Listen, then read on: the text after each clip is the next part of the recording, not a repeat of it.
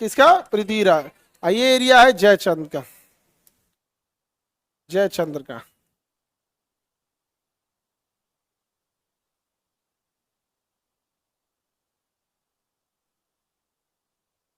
कैसे ऐसे लिखा रहा हो? जयचंद्र का, ठीक है। मोहम्मद गौरी अफगानिस्तान से आता है, हरियाणा के तराइन की पहली लड़ाई लड़ता है।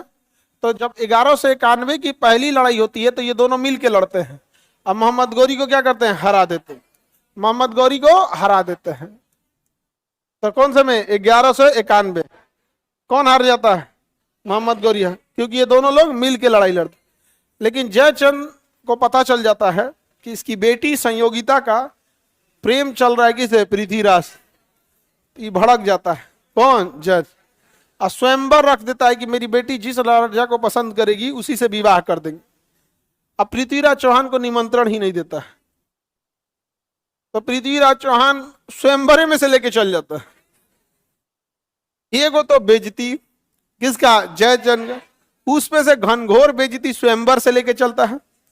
तो जो राजा 3-3 घंटा का मेकअप करके आया था परफ्यूम मार के कि संयोगिता उसे पसंद करेगी, तो उसको तो बहाना मिल गया। एगो तो उसको पसंद नहीं की, और उतना दूर से आया था, पूरे साम्राज्य में हल्ला हो गया होगा, राजा जा रहे हैं स्वयंवर में, राजा जा रहे हैं स्वयंवर में। अब पता चला कि जिसके लिए जा रहे थे भाग गई। अब ये सब राजा का और बेइज्जती सब सुना दिया सब जयचंद को। जयचंद पूरा भड़क गए, जयचंद पूरा भड़क गए। और जयचंद ने निमंत्रण दिया गौरी को कि आओ हम बताते हैं कैसे पृथ्वीराज चौहान हारेंगे। और तब आया 1192, तराइन का द्वितीय युद्ध, तराइन का द्वितीय। जयचंद किसका साथ दे दिया? गौरी का। और पृथ्वीराज चौहान को मार दिया, हरा दिया। समझ में आ गया कि नहीं आ गया? पृथ्वीराज चौहान को हरा दिया। जयचंद था, जयचंद मोहम्मद गौरी से कहा कि देखो बहुत गद्दार था, ठीक किए मार दिए। और उसके बाद मोहम्मद गौरी ने 1194 के चंदवार के युद्ध, कौन सा? चंदवार के युद्ध में किसको मार दिया? चंदवार के युद्ध में किसे मार दिया? जयचंद। जयचंद को भी मार दिया। मोहम्मद गौरी ने कहा कि जो अपनी बेटी और अपने दामाद का नहीं हुआ वो मेरा क्या होगा? नहीं समझ में आ गया? इसमें तो ससुरा जो था गौरी वो अपने हिसाब से तो चालाक निकला, इना बौक थे। अच्छा ये बताओ, इसको अपनी बेटी को कहीं ना कहीं बियाह करना ही था। ये तुम लोग की तरह बेरोजगार रहते पृथ्वीराज चौहान, तब समझ में आता। राजा थे, सम्मानित राजा थे, और जैसे तुम लोग बेरोजगार को तो लात खइबे करेगा तुम लोग। यहाँ राजा थे पृथ्वीराज चौहान, फिर भी विवाह नहीं किया। विवाह किया नहीं, अब मारे गए। यहाँ सबको मार दिया उसने, किसी को नहीं छोड़ा। समझ गया? अब यहां से गौरी लौट गया। गौरी क्या हो गया? लौट गया। गौरी लौट गया, अपने एरिया लौट गया गौरी। अब गौरी का गुलाम था कुतुबुद्दीन ऐबक। गौरी का गुलाम था ऐबक, बहुत बहादुर सैनिक था और हर बात में गौरी के साथ रहता था। अंगरक्षक था, सैनिक था और बहादुरी से लड़ाई लड़ता था। तो गौरी की बेटियां फंस गई ऐबक से। आती थी बीच बीच में कि अब्बू मेरे लिए ये वाला कपड़ा खरीदवा दो, तो वो बोलता था ऐबक दिला दो। वो जाता था कपड़ा वपड़ा दिलाने। यहाँ पे लड़कियां ढेर कोई हेल्प करता है ना तो ओकरे से फंस जाती है। नहीं समझ में आ गया? ये फिल्म, हाँ ये फिल्म में दिखाया है,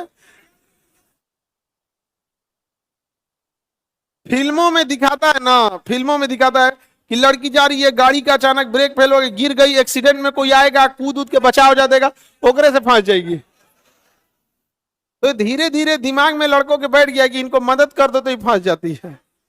तो ये सब कुछ ज्यादा ही मोटिवेट हो गया। ट्रेन में वो सीट दे देगा तो सोचेगा कि फंस जाए। अरे ऐसा तो नहीं, इतना लो लेवल का थोड़ी होगा, थोड़ा हाई लेवल पर। नहीं समझ में आ गया?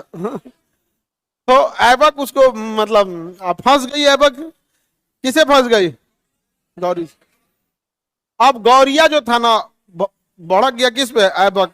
कहा कि ऐबक तोरा काट नहीं दिए तो तू कहियो यहाँ पे। तो ऐबक कहा कि हम आपके गुलाम हैं, आप हमें काट दीजिए, लेकिन याद कीजिए यही गलती जयचंद ने किया था और पृथ्वीराज चौहान मारे गए थे और ये दोनों मारे गए। कहा कि तो क्या करे रे, तोरा गुलाम से अपन बेटी के बियाह करेंगे, कितना बेइज्जती होगा। तो उसकी लड़की आई, कही अब्बू मेरे पास एक आइडिया है। नहीं समझे, लड़की उड़की जब प्रेम के चक्कर में पड़ेगी सब ना, तो कुछ नहीं देखेगी, 7 समुंदर पार एक के बार उसको, फिर उसको पूरी दुनिया में कुछ नहीं दिखेगा। कही कि हमारा विवाह करा दीजिए ऐबक से, और आप यहाँ रहिए, हम लोग को ये जीते हुए एरिया को दे दीजिए, हम लोग यहीं पे हंसी खुशी जी लेंगे। कहा कि अच्छा आइडिया दी, ना तो हम यहाँ मुंह काला हो जाएगा हमारा, भाग यहाँ से, भागा सुन। तो बेटी का बियाह करा दिया अपने गुलाम से और फेंक दिया, कहा आना मत इधर यहाँ पे। तो ओकर बेटिया के फसला के चक्कर में भारत 300 साल गुलाम हो गया। कितने 100 साल? 300। बताइए, वो फंस, क्योंकि वो कहा कि भाई यहाँ रहोगी तो लोग पूछेंगे बेटी कहाँ है, बेटी, उस समय टेलीफोन है तो कुछ था नहीं, भेज देंगे यहाँ पे। आंतरिक कुछ लोगों को पता रहेगा, बाकी को नहीं पता रहेगा। चल गया वहां पे। तो आ गया ऐबका कहाँ? भारत में। और भारत में आकर उसने गुलाम वंश की स्थापना कर दिया, और भारत हो गया 300 साल के लिए गुलाम। 300 साल के लिए गुलाम। आइडिया दी थी, हम लोग साथ रह लेंगे। नहीं समझ में आ गया? हम लोग साथ 7 समुंदर पार में तेरे पीछे। लेकिन ढीठ थी, ना टेलीफोन, ना खत, ना वीडियो कॉल, ना 5G के जमाने में 3 गो देश हिल जाना। आज की लड़की से किसी से कहिएगा, यूपी बिहार की लड़की से, कि तुम्हारा शादी तमिलनाडु में होगा, कि उतना दूर काहे करा रहे हैं? होता है कि नहीं होता है? जबकि भारत में है, टेंशन में आ जाएगी। हाँ, उतना दूर कैसे कर रहे हैं तमिलनाडु में? और ससुरी कितना ढीठ थी, 3 देश हेल के चल आई। नहीं समझ आ गया? यही कहा जाता है, प्रेम में 7 समुंदर पार में तेरे पीछे पीछे। पगलाई तो अगर कुछ नहीं बुझाएगा। आप नहीं समझ में आ गया? खूब बढ़िया से। हाँ, उसका नाम क्या था? तो नामे के चक्कर में देर पड़ेगा। आगे बढ़े तो भारत में आ गए। और भारत कितने साल गुलाम रह गए? तो देखिए, मोहम्मद बिन कासिम ने भी आक्रमण किया। मोहम्मद बिन कासिम